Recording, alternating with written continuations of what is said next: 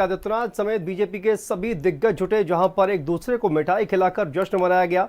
इस दौरान सीएम योगी आदित्यनाथ ने कहा कि रामपुर और आजमगढ़ में यह ऐतिहासिक जीत बीजेपी को मिली है।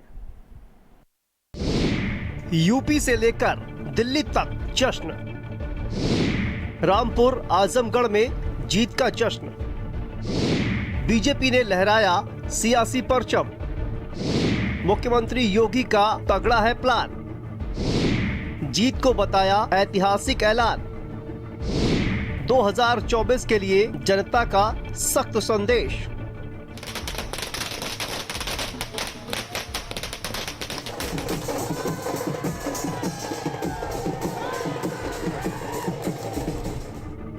रामपुर और आजमगढ़ उपचुनाव में मिली जीत से बीजेपी पूरी तरह से गदगद है। भाजपाइयों में जश्न का माहौल है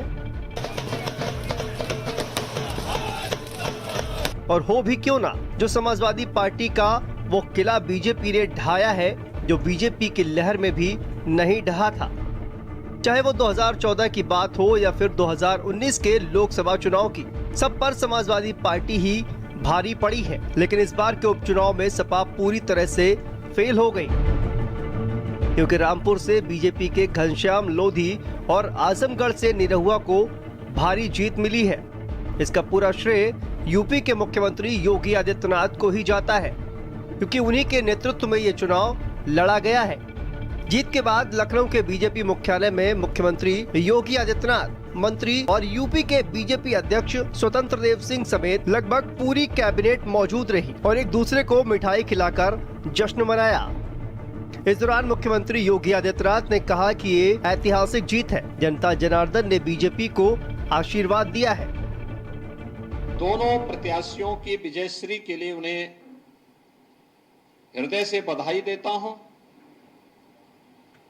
मैं भारतीय जनता पार्टी के उन सभी कार्यकर्ताओं को, जिन कार्यकर्ताओं ने अथक परिश्रम करके इस भीषण गर्मी में परिश्रम करके इस चुनौतीपूर्ण लड़ाई को विजयश्री में बदलने में अपना योगदान दिया, जो भारतीय जनता पार्टी की घोषित नीति रही है कि हमने सबका साथ भी लिया, सबका विकास भी किया, सबका साथ और सबके विकास के माध्यम से सबके विश्वास को अर्जित भी किया। ये जनादेश उस विश्वास का प्रतीक है।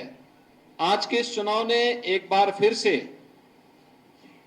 प्रदेश के दंभी, नकारात्मक सोच और अपनी विध्वंसात्मक गतिविधियों के लिए कुख्यात ताकतों को, उन परिवारवादी ताकतों को एक बार फिर से स्पष्ट संदेश जनता जनार्दन ने दिया है कि उत्तर प्रदेश की जनता अब परिवारवादियों, जातिवादियों, सांप्रदायिक उन्माद को भड़काने वाले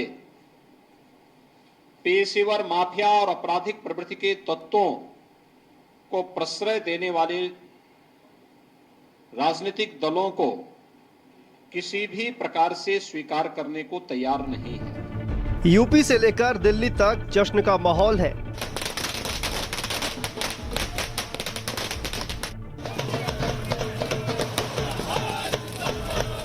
बीजेपी कार्यकर्ता और नेता एक दूसरे को मिठाई खिलाकर खुशियां मना रहे हैं। बहरहाल ये उपचुनाव में जीत बीजेपी के लिए ऐतिहासिक जीत है, क्योंकि यहाँ कमल खिला है, जहाँ पिछले कई सालों से सपा का कब्जा रहा है। अब देखने वाली बात होगी कि जीत के बाद बीजेपी रामपुर और आजमगढ़ को कितना सजा पाती है, क्योंकि 2024 में फिर लोकसभा चुनाव है। ब्यूरो रिपोर्ट, भारत समाचार।